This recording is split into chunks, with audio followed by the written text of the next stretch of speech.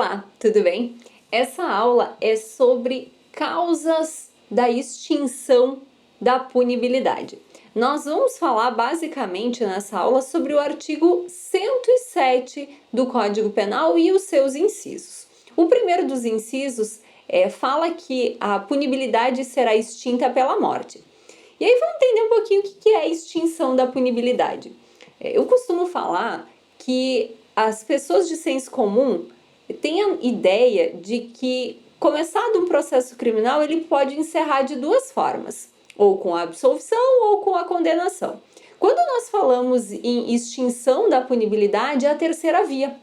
E isso fica evidente com o primeiro exemplo aí, que a morte vai extinguir a punibilidade, ou seja, se um determinado sujeito está sendo investigado, foi acusado e está sendo processado, mas a gente ainda não tem o resultado daquele processo criminal e a pessoa morre, isso não significa que ela está sendo absolvida, mas também não significa que aquela pessoa está sendo condenada. Ou seja, significa tão somente que não há como seguir o processo criminal. Não há razão para seguir o processo criminal, porque lá no final não vai ter utilidade nenhuma. Se a pessoa eventualmente for condenada, não tem a pessoa para cumprir a pena. Então, quando falamos em causas extintivas da punibilidade, estamos falando na terceira via, não é nem absolver nem condenar. Então, primeira hipótese, como eu falei, é a hipótese do agente investigado, acusado, processado, enfim, morrer. Nessa hipótese, nós precisamos da juntada do atestado de óbito e que seja dada vista para a acusação. Só a partir disso é que o juiz pode reconhecer a extinção da punibilidade pela morte. Segunda hipótese, na verdade, ela se abre, não é uma única hipótese, nós temos mais, né? A primeira é a anistia. A anistia pressupõe uma lei feita pelo Congresso Nacional que vai perdoar os efeitos penais daquele crime. A gente apaga todos os efeitos penais com a anistia, então não vai ter eventual obrigação de cumprir a pena e também não vai gerar efeitos para fins de reincidência, diferente da graça e do indulto. A gente costuma falar aí em graça individual e indulto como sendo coletivo. Os dois são concedidos pelo presidente da República via decreto e os dois são perdões. Diferente da anistia, esses institutos, né, graça e indulto, só apagam, só liberam o sujeito da obrigação de cumprir a pena, mas ele segue gerando efeitos para fins de reincidência. Como eu falei, a graça então é esse perdão concedido pelo presidente da República, mas para um indivíduo específico, enquanto o indulto é coletivo. O exemplo mais comum, mais corriqueiro de indulto é o indulto natalino, que tradicionalmente é elaborado, publicado na época do Natal, em torno da semana do Natal. Depois, inciso 3, nós temos a retroatividade de lei que não mais considera o fato como criminoso. Aqui nós temos a chamada abolitio criminis. Acho importante referir que nós temos situações no direito brasileiro em que um fato ele muda de crime, ele muda de nome jurídico, mas ele segue criminalizado. Nós tivemos isso lá com o atentado violento ao pudor, que passou as condutas que antes eram abarcadas pelo atentado violento ao pudor passaram em 2009 a serem consideradas estupro, e então nesses casos nós não tivemos o abolitio criminis. O que nós tivemos é a chamada continuidade típico-normativa com a mudança do nome do crime praticado. Então, o abolitio criminis seria o exemplo aqui, o adultério, que se criminalizava antigamente e depois passou a ser indiferente ao direito penal. Depois nós temos aí na sequência o inciso 4º, também com mais de uma possibilidade, né? Fala em prescrição e decadência ou perempção. São institutos completamente diferentes. A prescrição se refere ao prazo da ação, ou seja, o Estado tem um tempo para punir a gente. Se esse tempo for alcançado e superado, sem que haja propriamente punição, foi, né? Prescreveu, foi o direito do Estado. Essa prescrição, ela pode ser contada tanto antes de começar o processo, né? Quanto depois, né? O período que eu tenho ali para começar o cumprimento de pena também se sujeita a prazo prescricional. Já a decadência, ela se refere ao exercício de um direito, né? O D de decadência é o D de direito. Direito de quê? Direito da vítima ou do CAD representar criminalmente nas ações públicas condicionadas ou de propor a queixa-crime lá nas ações penais privadas. Então, a decadência se refere a esse prazo que de regra é de 6 meses para representar ou para ajuizar a queixa-crime.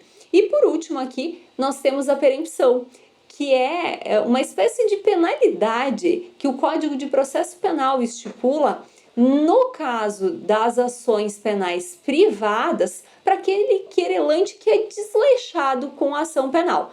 Então, por exemplo, o sujeito foi intimado para ir para a audiência e não vai.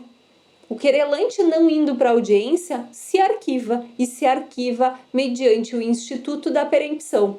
Ou então, o sujeito que era o querelante faleceu e nenhum dos sucessores se habilita no processo criminal para dar seguimento. E aí também, na ação penal privada, a gente extingue pela perempção. Depois nós temos aqui, no inciso 5º, a renúncia do direito de queixa ou o perdão aceito, mas especificamente nos crimes de ação penal privada. Então, a renúncia do direito de queixa é aquela situação em que a pessoa que, né, poderia se transformar aí num querelante, ela diz que não quer exercer aquele direito, ela abre mão e pode abrir mão desse direito de forma expressa ou de forma tácita. Já o perdão aceito, aqui é um ato bilateral. Então, nos crimes de ação privada, eu preciso de uma parte pedindo perdão, né, e a outra parte aceitando o perdão. Se não tiver essa bilateralidade, nós não temos aqui a extinção da punibilidade. É possível que uma parte diga eu te perdoo, né? O querelante diz eu te perdoo, e o querelado, que é quem está respondendo o processo, diz não, eu quero seguir o processo criminal. Agora que disse que eu fiz, eu quero ver provar. E tudo bem, daí não teremos a extinção da punibilidade, o processo vai seguir. Como sexta hipótese, a gente vai falar em retratação do agente, nos casos em que a lei admite.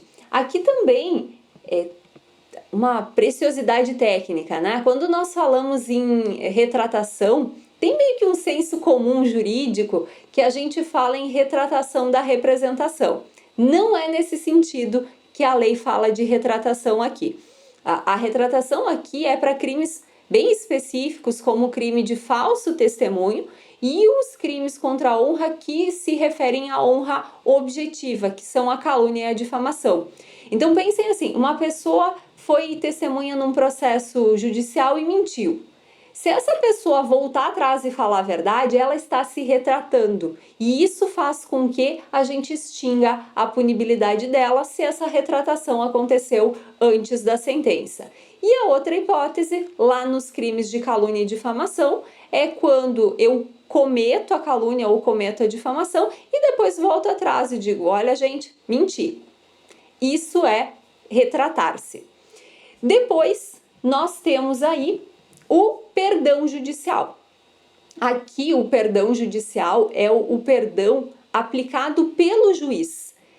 E fala expressamente, né, nos casos previstos em lei. Então, crimes culposos, o homicídio é o exemplo clássico, né? Quando o resultado do fato já é tão gravoso que por si só já não tem mais razão para aplicação da pena, o juiz pode aplicar o perdão judicial. E aí é um ato unilateral, não depende da anuência da parte. O exemplo clássico é aquele pai que, por algum descuido, acaba ocasionando a morte do filho. Então, esqueceu o filho dentro do carro com a janela fechada num dia de verão e a criança desidrata e vem a óbito. Um caso assim, a consequência já é tão gravosa para o pai que não tem motivo para que judicialmente se aplique pena. E aí o juiz pode unilateralmente aplicar o perdão, mesmo que esse pai, essa mãe entenda que mereça a pena criminal.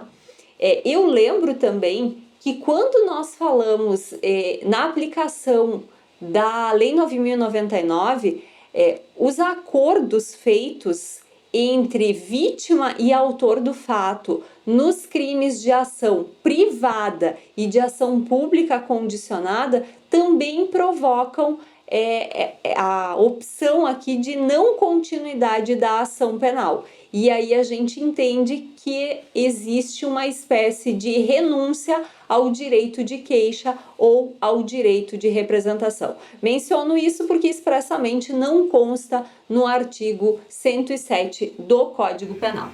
Com isso, nós encerramos essa aula sobre causas extintivas de punibilidade.